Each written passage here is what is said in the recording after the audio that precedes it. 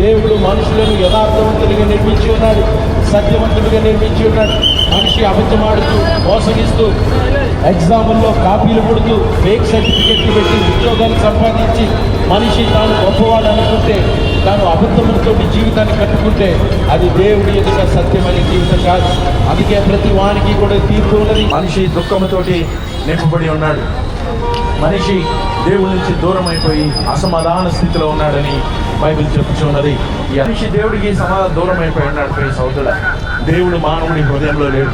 మనం అనుకుంటాం దేవుడు ఆలయాల్లో, గుళ్ళో ఎక్కడో ఉంటాడు అని మనిషి అనుకుంటాడు. కానీ దేవుడు మానవుడి హృదయంలో ఉండాలనుకుంటున్నాడు. ఆ రోజున ఆ హృదయంలో చూస్తే మనిషికి సమాధానం లేదు. హృదయంలో చూస్తే మనిషికి అబద్ధం ఉన్నది, ద్వేషం ఉన్నది, అసూయ ఉన్నది.